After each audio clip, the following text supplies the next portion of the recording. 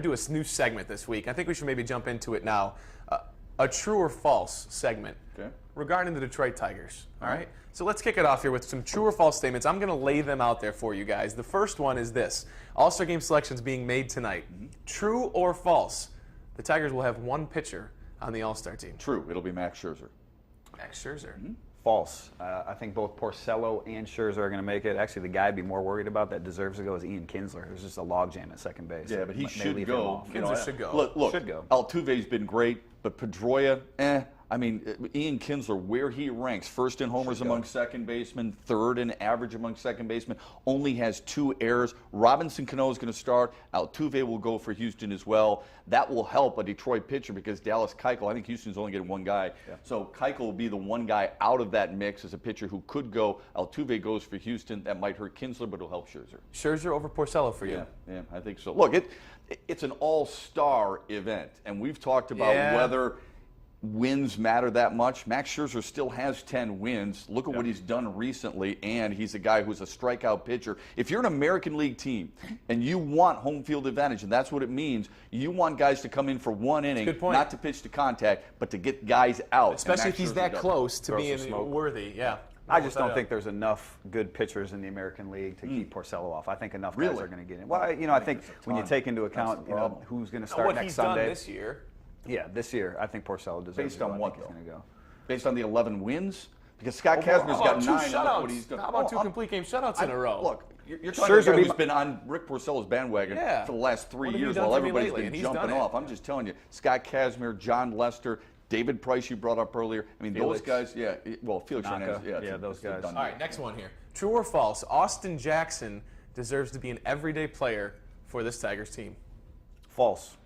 I just think, all their outfielders right now, or most of their outfielders, I think they're kind of interchangeable. Nobody has really earned a spot to be out there every day, whether it's Rajai Davis, Hunter, Austin Jackson. JD Martinez, with what he's done recently. He's the best one of the group. He's probably your left fielder. Austin Dirk's Jackson. coming back. Yeah, I would say false as well. Austin Jackson, I could see Rajai Davis in center field with him, maybe even a Torrey Hunter once in a while in center field. It's a good problem to have. It's similar to what the Dodgers have. But is it good for him? We've seen what's happened to him in the playoffs when they had to finally move him out of that leadoff spot. Maybe but he's been back in the leadoff spot and he's been doing better. Right. Actually. Has been doing better. So baseball's a mental game. Is it good for him to be a platoon guy? Well, probably not. He wants to be. He's an everyday guy in the lineup. But if the Torrey Hunter can take a backseat once in a while, Austin Jackson. Good or not, he needs to distinguish himself before he gets an everyday role. We've talked so much about the bullpen on this show. We talked about it already this show. Joe Nathan, the closer now, true or false? He will be the closer at the end of the regular season. True. He will be.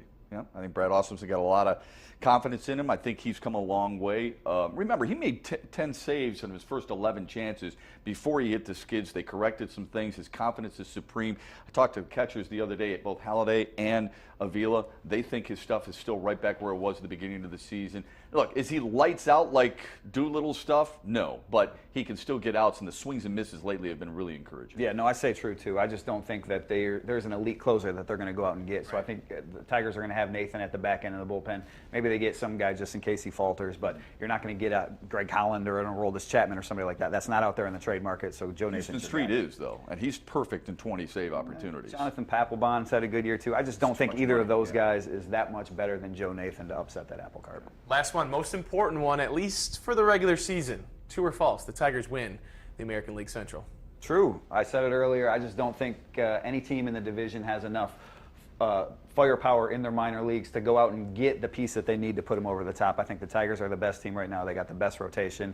They got a good middle of the order. The way J.D. Martinez is hitting, you can throw him in there, too. I think the Tigers win the Central. I think Detroit wins the division by at least 8 games.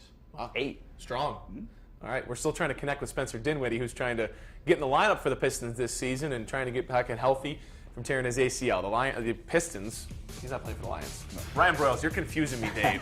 Spencer Dinwiddie, the Pistons' second-round draft pick. We're scheduled to join us live coming up. Use your tweets. We're going to put them on TV. This is the Suburban Ford, 7 Sports Cave. We'll be right back.